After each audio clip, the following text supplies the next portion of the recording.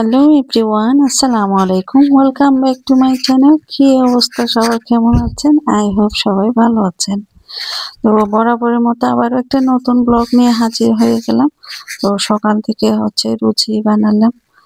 লুচিটাই আসলে অনেকটা ভালো লাগে, অনেকটা সহজ, তাড়াতাড়ি হয়ে যায়। যেহেতু ছাগলের ফায়া দিয়ে খাওয়া হবে, অনেক টেস্ট খেতে।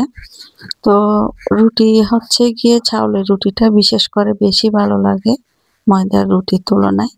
তো এদিকে আমাদের খাওয়া দাওয়া শেষ, ছেলে মেয়েরা পরীক্ষা দিতে চলে গেল। এখনো গিয়ে সবারই পরীক্ষা চলতেছে, তো সবাই সবার জন্য দোয়া করবেন এটাই। এদিকে আমার ফিল্টারে পানিটাও শেষ হয়ে গেল, ওটাই ঢেলে নিছি।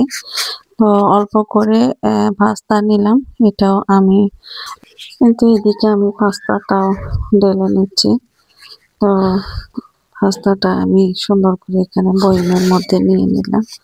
এদিকে আপুদের বাসা থেকে কিছু জিনিস নিয়ে আসলো, আমার ননদের বাসা থেকে। দেবর আসছে আর কি, ভাইয়া আসছে।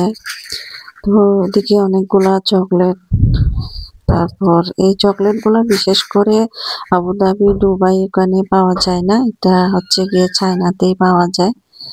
কারণ আমার হাজবেন্ডকে অনেকবার বলছি চকলেট গুলা ওখানে পাওয়া যায় না, চায়নাতে চকলেট গুলা পাওয়া যায়। ছোট ছোট চকলেট গুলো আসলে অনেক মজা। তো এদিকে আমি এদিকে বেডরুমটাও আমি ক্লিন করে নিচ্ছি, পরিষ্কার করে। তো যেহেতু সকালের কাজ, এগুলা ঝাড়া মোছা করে আমি কিচেনে চলে যাব, রান্না বান্না বসাই দিব। এক পাশে আমি সবজি দিয়ে দিলাম, তা গিয়ে মূলা দিয়ে ফুলকপি দিয়ে আজকে রান্না করব। আর আরেক পাশ দিয়ে ফুলকপি দিয়ে সিম দিয়ে ভর্তা করা হবে। এই তো দুই পাশে যেহেতু দিয়ে দিলাম, তাড়াতাড়ি হয়ে গেল। ফাইনালি আমার সবজিটা ডান। এখন আমি দিয়ে দিলাম, এই তো ভর্তাটা হয়ে গেল। তো এটা সুন্দর করে আমি মেখে নিব। তো এটা গিয়ে আমি ভালো করে মেখে সরিষার তেল দিয়ে আসলে আজকে করব, তেলের মধ্যে দিব না। এইভাবেও খেতে অনেক মজা হয়। আসলে ভর্তা থাকলে অন্যরকম একটা মানে খাওয়ার রুচিটা দ্বিগুণ বেড়ে যায়। এই তো আমার ভর্তাটাও হয়ে গেল, সরিষার তেল দিয়ে দিলাম। তো অনেক মজা হয়েছে, তো আপনারা ট্রাই করে দেখবেন। শীতকালীন যেহেতু সবকিছুই মজা হয়। রাতের বেলা গিয়ে আমি মুরগিটা রান্না করলাম, তাই দুপুর বেলা রান্না করতে হলো না, সবজি আর ভর্তা দিয়ে হয়ে গেল। এদিকে একটা কাকাও কেটে নিলাম, এটার নাম গিয়ে কাকা, এখানে আমাদের বাংলাদেশে কি বলে জানি না। তো যেহেতু আমরা সৌদি আরবে বড় গেছি, ওখানেও আমরা অনেক খাইছি এটা। এটা আপু দেবররা আসলো, ওরা আনছে সৌদি আরব থেকে। আর চকলেট গুলা চায়না থেকে আনছে। এইগুলো একটা কেটে নিলাম, আসলে ইয়াতে কিরকম দেখা যাচ্ছে জানি না, কিন্তু অনেক বড়। একটা কথা না বললেও নয়, আসলে সব সময় এই কথাটা রিপিট করতে হয়, যেহেতু এটা বাধ্যতামূলক। তো যারা যারা এই মুহূর্তে আমার ভিডিওটা দেখা শুরু করেছেন, প্লিজ একটা লাইক দিয়ে কন্টিনিউ করবেন।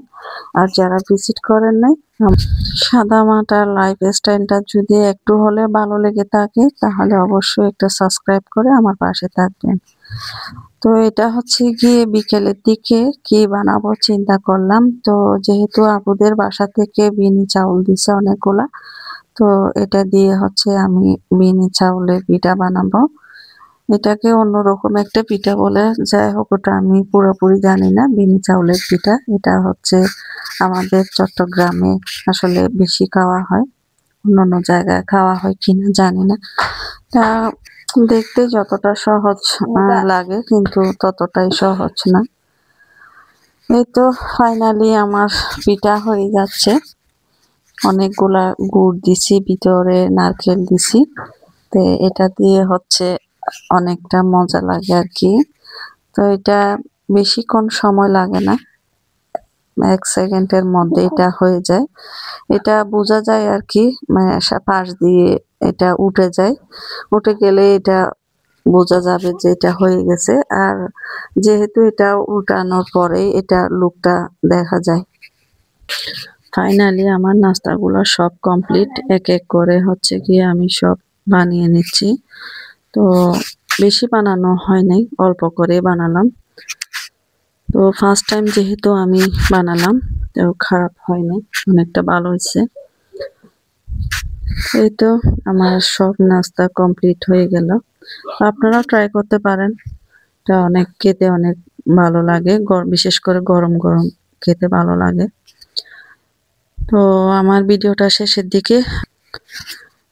শেষের দিকে যেহেতু আর লং করলাম না, আবারও আপনাদেরকে নতুন একটা ব্লগ ভিডিও দেখার জন্য আমন্ত্রণ রইল। আমার ভিডিওতে যদি কোনো নয়েজ শোনা যায় তাহলে ক্ষমার দৃষ্টিতে দেখবেন। সবাই সুস্থ থাকবেন, ভালো থাকবেন। আল্লাহ হাফেজ, টেক কেয়ার।